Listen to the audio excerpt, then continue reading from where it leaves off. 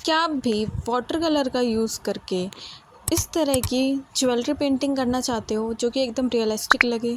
तो चलो सीखते हैं। इस वीडियो को एंड तक ज़रूर देखना ताकि आपको सारी टिप्स पता चले। So hey guys, I am Tamanna and आज की इस वीडियो के अंदर मैं आपको सिखाने वाली हूँ कैसे आप रियलिस्टिक ज्वेलरी ड्रॉ कर सकते हो बाय यूजिंग वाटर कलर और पेंटिंग कलर। तो बेसिकली यहाँ पे तो मैं एक्रेलिक कलर्स यूज़ कर रही हूँ। आपके पास कोई भी मीडियम अवेलेबल हो, आप उसमें भी सेम टेक्निक फॉलो करके रियलिस्टिक ज्वेलरी ड्रॉ कर सकते हो। तो जैसा आप वीडियो में देख सकते हो, सबसे पहले मैंने उस वाले पार्ट को जहाँ मुझे ज्वेलरी ड्रॉ करनी है डार्क ब्राउन शेड से कवर कर लिया है। तो यही हमारी सबसे पहली टिप है। Tip number 1, paint first layer with dark brown या ब्लैक कलर। आप कोई भी कलर यूज़ कर सकते हो, या तो डार्क ब्राउन शेड यूज़ कर सकते हो जैसा मैंने करा है, या फिर आप ब्लैक कलर भी इसकी जगह यूज़ कर सकते हो। अब बारी है टिप नंबर 2 की, जिसके लिए मैंने यहाँ पे फेविक्रिल का येलो कलर यूज़ करा है। टिप नंबर 2 है paint base layer with yellow colour. तो सबसे पहले आपको अपनी बेस लेयर प्रिपेयर करनी है ज्वेलरी की। अभी हमने बिल्कुल बेसिक जहाँ पे हमें पेंट करना था, जहाँ पे हमें ज्वेलरी बनानी थी, उस एरिया को कवर अप किया था। अब यहाँ पे हम अपनी ज्वेलरी पेंटिंग स्टार्ट करने वाले हैं। सो उसके लिए हम अपना बेस प्रिपेयर करेंगे। तो ज्वेलरी बेसिकली हम गोल्डन ज्वेलरी बना रहे हैं, तो वो येलो कलर की होती है, गोल्डन कलर की होती है। तो उसके लिए बेस हमने येलो ही रखना है। बेस लेयर पे हम बिल्कुल कम वर्क करते हैं, ज़्यादा काम नहीं करते, इसके अंदर सिर्फ स्ट्रक्चर तैयार करते हैं। तो किसी भी तरह का नॉर्मल ब्रश आप ले सकते हो जो आपके पास अवेलेबल हो। उससे जैसा आपने अपना ब्राउन कलर का स्ट्रक्चर बनाया है उसको फॉलो करते हुए, या फिर आप अपने हिसाब से किसी भी पैटर्न को यहाँ पे बना सकते हो, क्योंकि ये जो ब्राउन शेड है ना, ये सिर्फ शेडो का काम करेगी यहाँ पे और कुछ भी नहीं। तो सिर्फ इसको फॉलो करते हुए, या फिर अपने हिसाब से जैसा आप स्ट्रक्चर देना चाहते हो, डिज़ाइन बनाना चाहते हो, उस चीज़ को फॉलो करते हुए हम यहाँ पे येलो कलर से अपनी बेसिक लेयर बनाना स्टार्ट कर देंगे।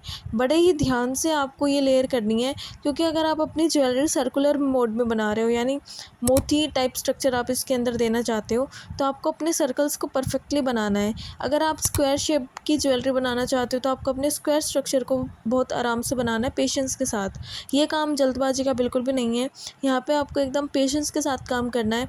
एंड आप फिलिंग बाद में कर लो, पहले आप सारे अपने स्ट्रक्चर तैयार कर लो, कैसी शेप आपको देनी है अपनी ज्वेलरी की।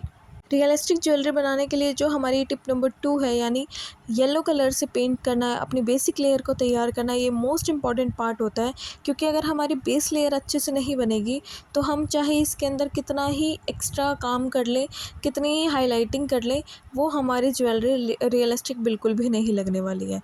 दूसरा इम्पॉर्टेंट फैक्टर यहाँ पे शेडो वाला पार्ट होता है। अगर हमारे ज्वेलरी के अंदर शेडो है, हाईलाइट पार्ट हो रहा है, तो हमारी ज्वेलरी रियलिस्टिक लगेगी, वरना बिल्कुल भी नहीं लगेगी।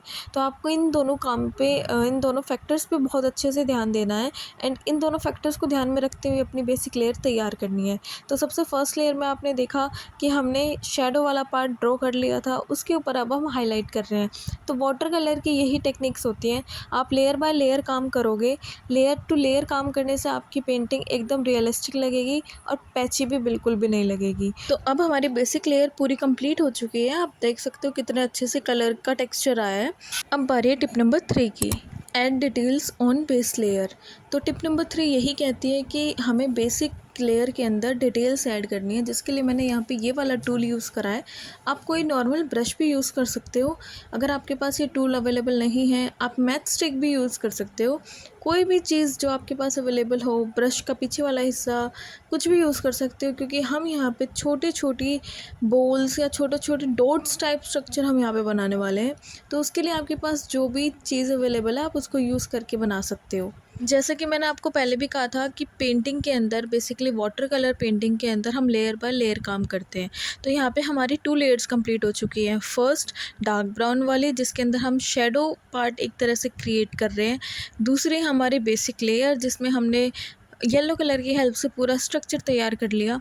अब हम अपना थोड़ा सा हाईलाइटेड वाला पार्ट भी यहाँ पे ड्रॉ कर रहे हैं, यानी जिसमें हम डिटेल्स ऐड करते हैं, छोटी छोटी डिटेल्स को हम इसमें ऐड करने वाले हैं। ये स्टेप थोड़ा टाइम कंज्यूमिंग हो सकता है, क्योंकि इसके अंदर हम छोटी छोटी डिटेल्स पे फोकस करने वाले हैं। But seriously after adding details हमारी पेंटिंग और भी ज़्यादा सुंदर और रियलिस्टिक लगती है। सो डिटेल्स ऐड करना मोस्ट इम्पॉर्टेंट पार्ट होता है किसी भी पेंटिंग का। तो मैंने सबसे पहले अपर लेयर को कंप्लीट किया है। जो मेरा ऊपर वाला पार्ट था मैंने उसमें सब में ये छोटी छोटी बॉल्स जो ज्वेलरी का पार्ट एक तरह से है कि इस पार्ट में हम आपने देखा भी होगा रियलिस्टिक ज्वेलरीज के अंदर कुछ इस तरह का स्ट्रक्चर होता है। ये डिपेंड करता है आप अपनी ज्वेलरी को किस डिज़ाइन का बनाना चाहते हो।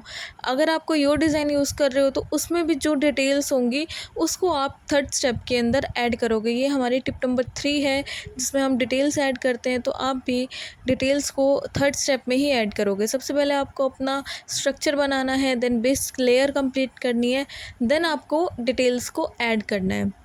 ये हमारे ज्वेलरी के डिज़ाइन पे डिपेंड करता है। तो it's totally depends on the jewellery design कि आप क्या डिज़ाइन चूज़ कर रहे हो, क्या स्ट्रक्चर आप बना रहे हो। तो ये सारी चीज़ें उस पर डिपेंड करती हैं। तो आप देख सकते हो कितने अच्छे से हमारी डिटेल्स ऐड हो चुकी हैं। बट हम इसको सिर्फ ऐसे ही नहीं छोड़ेंगे। अब बारी आती है ज्वेलरी के डिज़ाइन को कंप्लीट करने की। तो ज्वेलरी का डिज़ाइन कंप्लीट करने के लिए मैं यहाँ पे ग्रीन कलर का यूज़ कर रही हूँ। ये भी फेविक्रिल का एक्रेलिक कलर है। एक्रेलिक पेंट्स ही मैंने यहाँ पे सारे यूज़ करे हैं। अब मेरी पेंटिंग के अंदर रेड येलो ये बहुत ज़्यादा हो चुका था, तो मेरे को इसका कंट्रास्ट कलर चूज़ करना था ताकि हमारी ज्वेलरी थोड़ी और ज़्यादा सुंदर लगे। इसके लिए मैंने यहाँ पे ग्रीन कलर चूज़ करा है। एंड ग्रीन कलर को अब मैं अपने सारे शेप्स के अंदर नॉर्मल एज आ सर्कुलर मोशन में बनाऊंगी एक स्ट्रक्चर, जिससे जो ज्वेलरी है वो थोड़ी और ज़्यादा सुंदर लगे। ये सारी चीज़ें हमारी ज्वेलरी के डिज़ाइन पे डिपेंड करती हैं। अगर मैंने यहाँ पे सिंपल ही डिज़ाइन चूज़ करा, अगर आपको कोई और डिज़ाइन पसंद हो, जैसा मैंने रेफरेंस ऐड करा था स्टार्टिंग के अंदर, ऐसा कुछ या और भी कोई डिज़ाइन आप बनाना चाहते हो तो आप वो बना सकते हो। बट प्रोसीजर यही रहेगा, टिप्स स्टेप ये यही रहेंगे, ये कॉमन स्टेप्स हैं जो आपको फॉलो करने होते हैं। सो इस स्टेप के अंदर हम अपनी ज्वेलरी के अंदर और भी ज़्यादा डिटेल्स ऐड कर रहे हैं एज़ पर हमारी रेफरेंस इमेज। कैसे आप रेफरेंस चूज़ कर रहे हो या कैसा आप डिज़ाइन चूज़ कर रहे हो, ये सारे फैक्टर उन्हीं बातों पे डिपेंड करते हैं। अब बारी है टिप नंबर 4 की। इस स्टेप के अंदर हम अपनी ज्वेलरी के अंदर हाइलाइट्स ऐड करेंगे। जैसे कि नॉर्मली भी आपको पता होगा जब भी कोई चीज़ रियलिस्टिक दिखानी होती है तो 2 फैक्टर पे काम होता है। एक तो हमारा जो लाइट वाला पार्ट होता है उस पर, एंड एक हमारा जो शेडो वाला पार्ट होता है वो। तो ये जो हाईलाइट करना होता है इसका मतलब हमारी ज्वेलरी पे कहाँ पे लाइट पड़ रही है, कहाँ पे लाइट पड़ के रिफ्लेक्ट होके जा रही है, वो चीज़ हाईलाइट हो रही है, तो बेसिकली उसी को हाईलाइट बोलते हैं। तो किसी भी तरह की रियलिस्टिक पेंटिंग बनाने का ये इंपॉर्टेंट फैक्टर होता है कि आप शेडोज़ पे और हाइलाइट्स पे फोकस ज़रूर करो ताकि आपकी पेंटिंग एकदम ज़्यादा रियलिस्टिक लगे एंड परफेक्ट लगे। सो यहाँ पे हमने अपनी सारी हाइलाइट्स ऐड कर ली है। जहाँ जहाँ पे भी लाइट आ रही थी उस सारे पार्ट को भी हम यहाँ पे कवर कर चुके हैं। एंड आप देख सकते हो फाइनल लुक कि हमारी जो ज्वेलरी है वो एकदम रियलिस्टिक लग रही है। ये पेंटिंग कंप्लीट होने वाली है जल्दी, एंड इसका कंप्लीट ट्यूटोरियल भी मैं आपके साथ शेयर कर दूँगी। एंड आपको रियलिस्टिक ज्वेलरी बनाने के रिगार्डिंग कोई डाउट हो तो वो आप कमेंट बॉक्स में डाल सकते हो। इस वीडियो के लिए इतना ही। Thanks for watching. मिलते हैं नेक्स्ट वीडियो में। Bye bye.